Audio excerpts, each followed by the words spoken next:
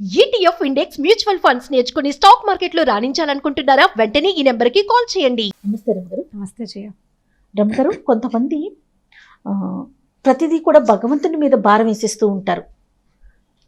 ఎలా అంటే శివుడు ఆజ్ఞ లేనిదే చీమైనా కుట్టదు అని, అట్లా దేనికైనా సరే ఆయన కరుణించాలి కదా, ఆయన మనకి సహకారం అందించాలి కదా, మన ప్రయత్నం మనం చేస్తున్నాం అట్లా మాట్లాడుతూ ఉంటారు. దీన్ని మనం మెట్ట వేదాంతం అనుకోవాలా? ఆ యాటిట్యూడ్ కరెక్టేనా? అంటే మనం ఏమీ పని చేయకుండా, మానవ ప్రయత్నం చేయకుండా దేవుడి మీదే భారం వేస్తే దాన్ని మెట్టవేదాంతం అనాలి. మన పని మనం చేసుకుంటూ ఏదొస్తే అది వస్తుంది, ఏదైతే అది అవుతుంది, ఎలా అయితే అట్లా అవుతుంది అని అనుకోవడం మెట్టవేదాంతం అనకూడదు. నిజానికి అది నిజం, అది చాలా నిజమే. ఇప్పుడు మనం ఏదో ఒక పని చేస్తాం, సక్సెస్ఫుల్గా అవుతుందని ఊహిస్తాం, చాలా బాగా అవుతుంది. ఏదో ఒక ప్రోగ్రామ్ చేస్తాము, ఇంట్లో ఏదో ఫంక్షన్ చేస్తాము, అది చాలా రకాలుగా ప్లాన్ చేసి, అంటే మన వల్ల అయినంత ప్లానింగ్ చేస్తాం. భోజనాలకు ఒకరిని ఏర్పాటు చేసుకుంటాము, మంచినీళ్ళకి ఒకరిని ఏర్పాటు చేస్తాము, పువ్వులు ఒకరిని తెమ్మంటాము. ఇవన్నీ ప్రాపర్గా అంతా లిస్ట్ రాసుకుని లిస్టులు టిక్ పెట్టుకుని, నేను లిస్టుల గురించి నేను కూడా ఎప్పుడు చెప్తూ ఉంటాను, అన్నీ టిక్కులు పెట్టుకుంటాము. ఇదంతా ఏంటంటే మనం ప్రపోజ్ చేస్తాం, ఇలా జరగాలి, ఇలా అవ్వాలి అని. ఇప్పుడు డిస్పోజ్ చేసేవాడు ఇంకొకడు ఉంటాడు. వీటిలలో ఇప్పుడు భోజనాలు తెచ్చే కారుకో బండికో యాక్సిడెంట్ అవ్వచ్చు, పువ్వులు తెచ్చేవాడి పువ్వులు ఎక్కడో చేజారి పడిపోవచ్చు, మంచినీళ్ళ డబ్బాలు పగిలిపోవచ్చు, ఏ ఫంక్షన్ అయితే మనం చేస్తున్నామో ఆ ఫంక్షన్కి అసలు రావాల్సిన గెస్ట్ రాకపోవచ్చు. ఇవన్నీ ఏదైనా జరగచ్చు కదా, వీటిల్లో ఏదో ఒకటి జరగచ్చు. ఇప్పుడు నేను చేయగలిగేదంతా నేను చేస్తాను, నువ్వు నాకు సహాయం చేయమని భగవంతుడిని ప్రార్థించడం ఒక మంచి పద్ధతి. మనం ప్రపోజ్ చేస్తాం, ఇవన్నీ ఇన్ని రకాలు కూరుస్తాం. అంతేగాని ఇందులో ఏది ఒకటి చేయకుండా మా ఇంట్లో ఫంక్షన్ అవ్వాలి, నేను మా వాకిటో గడం కింద చేయబెట్టి కూర్చుంటాను, అదే అవుతుంది అని అంటే అది మెట్టవేదాంతం. అదే ఎలా అవుతుంది? నువ్వు చేయాల్సిన పని నువ్వు చేయాలి కదా.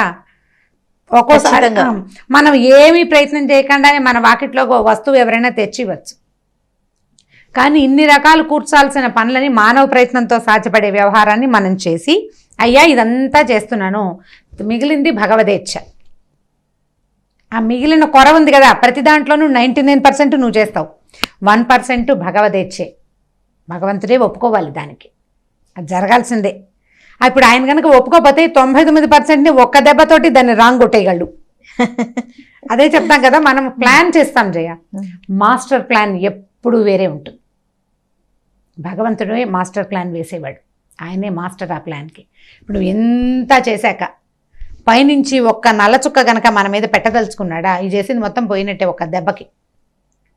అందుకని మనం ఏం చేస్తాం, అయినా కూడా మనం చెయ్యాలి, అయినా కూడా అందుకని మనం ఏం చేస్తాం, మ్యాక్సిమం ట్రై చేసి దేవుడికో దండం పెడతాం, వినాయకుడికి ఒక కొబ్బరికాయ కొడతాం, ఏదో ఒక ముత్తైదుకి అమ్మవారి పేరుతోటి ఓ తాంబూలం ఇస్తాం, దేవుడికి దండం పెట్టుకుంటాం, పెద్దవాళ్ళకి దండం పెట్టుకుంటాం. ఇవన్నీ సక్రమంగా అవ్వాలని మనం అనుకుంటాం కదా. సో ఇలాంటివి చేసేటప్పుడు ఎప్పుడైనా సరే మనం దేవుడికి దండం పెట్టుకోవడం పాత పద్ధతి, మంచి పద్ధతి, ఆచరించాల్సిన విధి, అంతే. అయితే దీని మీద ఒక చందమామ కథ చెప్తాను చూడండి. చిన్న కథ, ఇంట్రెస్టింగ్గా ఉంటుంది. ఇప్పుడు మనం ఇంతకుముందు చెప్పిన చాలా కథల్లో, చిన్న చిన్న కథల్లో నీతి లోపల ఉంటుంది. ఆ లోపల నీతిని తెలుసుకోవటం ఒకటే పెద్దవాళ్ళు పిల్లలకి చెప్పుకునేందుకు ఒక మంచి కథ. ఓ ఇద్దరు వ్యక్తులు ఒక అరణ్యంలో నడిచి వెళ్తుంటే అక్కడ ఇంకొక ఆయన కనపడ్డాడు. వాళ్ళకి మాట్లాడుకున్నారు, వాళ్ళు వీళ్ళు మాట్లాడుకుంటే, ఈ వెళ్తున్న ఇద్దరు వ్యక్తులు మొదటి వాడు ఏం చెప్పాడంటే, నేను చాలా కష్టాలు అనుభవించాను, ఈ కష్టాల నుంచి బయటపడాలంటే పక్క దేశపు ప్రభు అయిన సమరసింహుడు, ఏదో ఆయన పేరు సమరసింహుడు అనుకుందాం, ఆయన చాలా దాతృత్వం కలిగిన వ్యక్తి. ఆయన తెచ్చే దానాన్ని ఏదైనా తెచ్చుకుని మళ్ళీ జీవితాన్ని మళ్ళీ మొదలు పెట్టాలనుకుంటున్నాం. ఇప్పుడు జీవితంలో ఓడిపోయామని ముగించేసుకోకుండా మళ్ళీ మొదలు పెట్టాలి కదా, రీస్టార్ట్ చేయడానికి ఆయన దగ్గరికి వెళ్ళి ఏదైనా తెచ్చుకోవాలనుకుంటున్నానని చెప్పాడు. రెండో వాడు కూడా, నేను నా సంపద అంతా పోగొట్టుకున్నాను, అందుకని నేను కూడా ఆయన దగ్గరికి వెళ్తున్నాను, ఆయన దగ్గర నుంచి ఏమన్నా తెచ్చుకుందామని వెళ్తున్నానని చెప్పి ఈ అరణ్యంలో కనపడ్డవాడిని అడిగారు, నువ్వేం చేయడానికి వెళ్తున్నావు అని. ఈయన ఏమన్నాడంటే, ఎవరు ఇచ్చేవాడెవడు, పుచ్చుకునేవాడెవడు, అంత భగవదేచ్ఛ. ఒకవేళ నాకు ఇచ్చే రోజు వస్తే దేవుడే ఇస్తాడు, నాకు ఇచ్చే రోజు వస్తే భగవంతుడే తలుచుకుని ఇస్తాడు, నాకు ఏది రావాలో అది వస్తుంది. వాళ్ళని వెళ్ళి అడగడానికి మనుషుల్ని మనం అడగాల్సింది, భగవంతుడిని కదా అడగవలసింది. అయ్యా నాకు ఇదివని మనిషిని అడిగి దేహి అంటాం కంటే భగవంతుడిని యాచిస్తే పుణ్యం పురుషార్థం. ఏదో అలా దేశాటం చేస్తున్నాను, ఎక్కడైనా కుదిరితే అవసరమైన చోట వాళ్ళు ఎవరికైనా అవసరమైతే సహాయం చేస్తాను. ఊరికే తిరుగుతూ వింతలు విడ్డూరాలు పుణ్యక్షేత్రాలు దర్శనం చేసుకుంటూ తిరుగుతున్నాను. నాది ఏదైతే దాన్ని దేవుడు నాకు అందిస్తాడని నేను నమ్ముతానన్నాడు. సరే తోడుగా ఉంటారు కదా అని ముగ్గురు కలిసి పోయారు. నడిచారు, చాలా కాలం నడిచి మొత్తానికి అక్కడ ఆ ఊళ్ళల్లో ఈ ఊళ్ళల్లో బసలు చేసుకుంటూ వెళ్తారు కదా, అవును. అట్లా బస చేస్తూ చివరికి ఆ రాజ్యానికి చేరారు, సమరసింహుడి దగ్గరికి. చేరితే ఈ ముగ్గురు రాజుగారి దగ్గరికి వెళ్ళారు. వెళ్ళేసరికల్లా ఏమిటయ్యా మీ కష్టం అని అడిగారు. మొదట ఆయన చెప్పాడు, అయ్యా నేను ఒక అద్భుతమైన అందగత్తెని పెళ్లి చేసుకున్నానండి, చాలా సంతోషంగా ఉన్నాను, ఎంత ఆనందంగా ఉన్నాను. మా భార్య గర్భవతి అయింది, ఆమె పురుట్లో మరణించిందండి. ఇక జీవితం శూన్యమైపోయింది, ఏమీ చేయాలని లేదు, చాలా కాలం అయిపోయింది. ఇక మళ్ళీ నా జీవితాన్ని మొదలు పెట్టాలనుకుంటున్నాను. మీరు ఏదైనా ఒక చక్కని కన్యని కనుక నాకు ఇప్పించారా, ఆ పిల్లని పెళ్లి చేసుకుని మళ్ళీ జీవితాన్ని మళ్ళీ మొదలు పెడతానండి అన్నాడు. సరే బాగుంది. రెండో వాడిని అడిగాడు, ఏమిటైనా నీ సంగతి అంటే, పూర్వకాలంలో చాలా ఆస్తిపాస్తి ఉన్నాయండి మాకు. మా నాన్న అమ్మ బాగా దానాలు ధర్మాలు చేసేవాళ్ళు, నేను కూడా వాళ్ళకి వీళ్ళకి దాన ధర్మాలు చేశాను, యథాశక్తి విలాసార్థం కూడా బాగా ఖర్చు పెట్టాను. నా ఆస్తి అంతా పోయింది, ఏమీ లేదండి, నేను ఒక్కడనే మిగిలాను. మీరు ఏదైనా కొంత డబ్బు ఇస్తే, డబ్బు కనుక ధనం కనుక దానం చేస్తే నేను మళ్ళీ ఈ జీవితాన్ని మొదలు పెడతానండి. అందుకని మా దేశం వదిలి మీ దేశం వచ్చాం, ఇక్కడే ఎక్కడైనా మా జీవితాన్ని మొదలు పెట్టుకుంటాను అని చెప్పాడు. సరే బాగుంది. మూడో వాడిని అడిగాడు. మూడోవాడు మొదట చెప్పిన వేదాంతమే చెప్పాడు. అయ్యా వీళ్ళిద్దరూ వస్తున్నారని మీ దర్శనానికి వచ్చాను, మహానుభావులు, మిమ్మల్ని చూశాను, అంతకంటే నాకేం అక్కర్లేదు. మిమ్మల్ని ఏది నేను కోరను, నేను ఏది కోరినా భగవంతుడిని కోరుకుంటా. నాకేది ఇవ్వాలో నా సమయం వచ్చినప్పుడు ఆయనే ఇస్తాడని నమ్ముతానండి అంటే ఆయనకి ఒళ్ళు మండిపోయింది రాజుకి. ఊరి దౌర్భాగ్యుడు వీడు, ఇద్దరు మనుషులతో కలిసి వచ్చాడు, వాళ్ళిద్దరూ చెరో విషయము అడిగినప్పుడు వీడు కూడా నాకు ఇల్లు కావాలి, పొలం కావాలి, పుట్ర కావాలి అని అడిగితే నేను ఇద్దును కాదా? ఇంత దానశీలిని నా దగ్గరకు వచ్చి వీడు ఈశ్వరుడు ఇస్తాడా, ఏది ఈశ్వరుడు ఏమిస్తాడా ఇవ్వమని వీడికని ఒళ్ళు మండిపోయింది, అని కోపం వచ్చేసింది అనమాట. సరే ఏం చేశాడు, అలాగేనని ముందు ఒక అమ్మాయిని తెప్పించాడు. వచ్చిన పిల్లని ఒక 15-18 ఏళ్ళ అమ్మాయిని పిలిపించి, ఈ పిల్ల అనాథ, దీనికి అమ్మ నాన్న లేరు, రాజ ప్రాసాదంలోనే ఉంటుంది, దీన్ని ఎవరికైనా ఇచ్చి పెళ్లి చేయాలి, అబ్బాయి ఈ పిల్లని పెళ్లి చేసుకో నువ్వు అని ఆ పిల్లని ఒకడికి అప్పచెప్పాడు.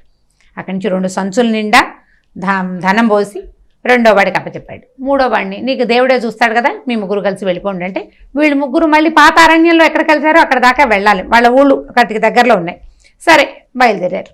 బయలుదేరాక వాళ్ళు వెళ్ళిపోయాక ఏం చేశారు, రాజుగారు ఒక సేవకుని ఒక సైనికుని పిలిచి, అరే ఈ అరణ్యంలో వెళ్తున్నారు చూడు, ముగ్గురులో ఒకటి దగ్గర 2 సంచులు ఉంటాయి, ఒకటితో ఒక పిల్ల ఉంటుంది, ఈ 2 లేని మూడో వాడు ఒకడు ఖాళీగా కనపడతాడు, వాడి మెడ నరికి తీసుకురారా అని చెప్పాడు.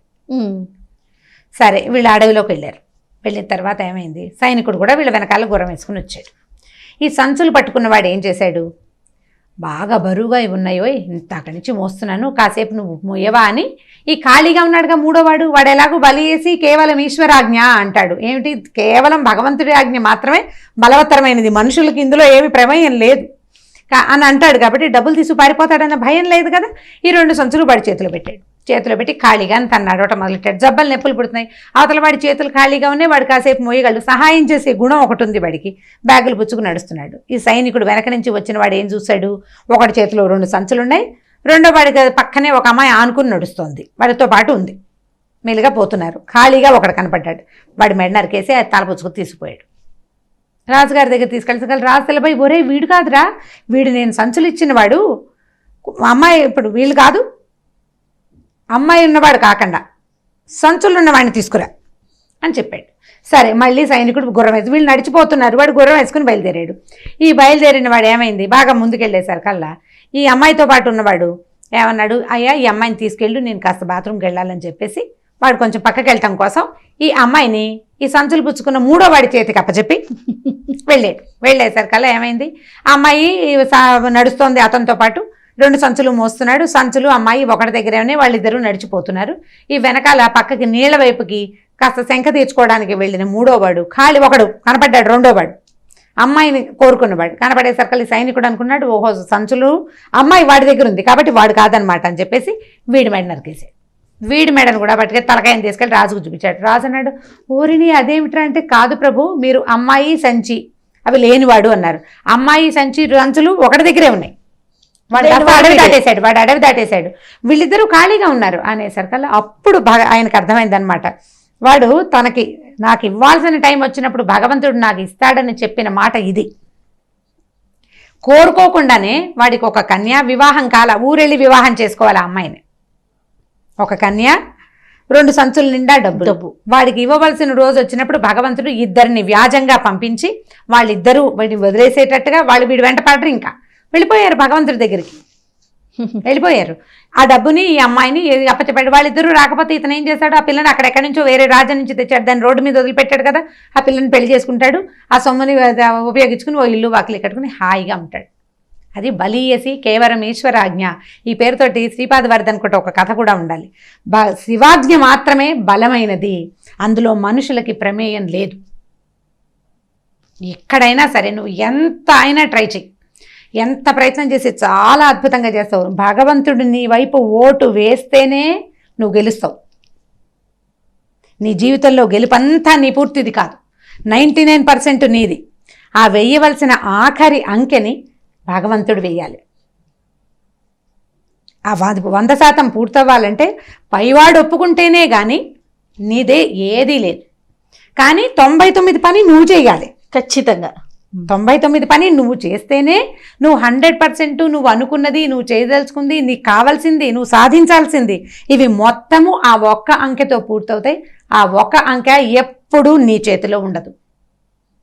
అది భగవంతుడే స్వయంగా కావచ్చు, ఆ రూపంలో ఇంకొకడు ఎవడైనా కావచ్చు. అది పైనే ఉంటుంది కానీ కింద మాత్రం మన చేతుల్లో మాత్రం ఉండదు. ఇది తెలుసుకోవాలి మనం, పెద్దలు దీన్ని తెలుసుకోవాలి. పిల్లలకి ఎంతో కొంత అర్థమయ్యేలాగా చెప్పాలి. ఈ కథ చెప్పచ్చు. ఇది చాలా ఎక్సలెంట్ కథల్లో అత్యంత ఎక్సలెంట్ కథ. అద్భుతంగా ఉంది రమ్య. కథ ఎంత బాగుంది చూడండి. ఇప్పుడు ఇదంతా జరిగింది, చివరికి వాడు ఏది కోరుకోకుండానే 2 వస్తువులు వాడి చేతికి వెళ్ళిపోయినాయి. ఈ కథ చెప్పచ్చు పిల్లలకి. ఇది ప్రధానమైనది ఏంటంటే, అంటే సక్సెస్లో మా ఇదేం లేదంటే ఉన్నది 99 మీదే. ఈ విషయాన్ని మనం పదే పదే చెప్పాలి. నువ్వు 99% ట్రై చేసి 1%కి ఈ 1% దేవుడికి దండం పెట్టడం ఒకటే కాదు జయ. దేవుడికి దండం పెట్టడం, దేవుడి మీద భారం వేయటం కాదు, నీకు తోచినంత మంచి చేయటం, నీకు కుదిరినంత సహాయం చేయటం, మంచి పని చేసే వాడిని చెడగొట్టకుండా ఉండటం. వాడెవడో హెల్ప్ చేస్తాడు అందరికీ, ఎందుకు అక్కర్లేని పని అని చెప్పొద్దు. నువ్వు చేయకపోతే మానే, చెడగొట్టకూడదు. నువ్వే చేయగలిగావా మహత్తరంగా ఉంటుంది, బాగుంటుంది. చేయలేకపోతావు, వాడెవడో చేస్తున్నాడు, నువ్వు కాలడం పెట్టకుండా ఉండు. అంత మాత్రం మంచి అయినా నీ దగ్గర ఉంచుకుంటే ఆ 1వ అంకె మిగిలిన 1 నెంబరు నీకు వచ్చేస్తుంది. దాంట్లో నీ పాత్ర ఉండదు, నీ పాత్ర ఎక్కడుంది? నువ్వు చేసే మంచిలో, నువ్వు నీ ప్రవర్తనలో, నీ గుడ్ థింగ్స్లో, మనం ఏం చేస్తామో మన గుడ్ డీడ్స్లోనే అది ఉంటుంది. ఇలాంటిది కనుక పిల్లలకి అర్థమయ్యేలాగా మనం చెబితే ఈ కథ చెప్పచ్చు, ఈ విషయం మనం చెప్పాలి. చెరపకరా చెడేవంటారు, చెరపకూడదు, అలాంటివి చెప్తూ ఉండాలి. ఈ మంచి మాటలే కదా, ఉపయోగపడేవే కదా, జీవితంలో ఉపయోగపడాల్సిందే. లేకపోతే అసలు నువ్వు ఏ నీతి వాక్యం, ఏ కథ తీసుకోండి దాంట్లో 100% నీతి ఉంటుంది. అది మనం ఇంటర్ప్రిట్ చేసుకోవటం అంటే మనం అందులోకి వెళ్ళి తీసుకోవాలి. అది వినటమే కాదు కదా, ఫాలో అవ్వాలి, అర్థం చేసుకోవాలి. మన బుద్ధికి అర్థమైతే ఆటోమేటిక్గా ఫాలో అవుతుంది. అర్థం కానిది ఫాలో అవ్వలేం చేయాలి 100% కదా. మనకు అర్థమైతేనే ఫాలో అర్థం కాకుండా ఎలా ఫాలో అవుతాం? అర్థం అవ్వాలి. ఖచ్చితంగా రమ్మగారు, ఒక మంచి స్టోరీ పిల్లలకి చెప్పడానికి, మనం ఫాలో అవటానికి ముఖ్యంగా. రైట్. నమస్తే జయ. ఈ వీడియో కనుక మీకు నచ్చినట్లయితే లైక్ చేయండి, షేర్ చేయండి. మరిన్ని వీడియోస్ కోసం మా ఛానల్ని సబ్స్క్రైబ్ చేసుకోండి.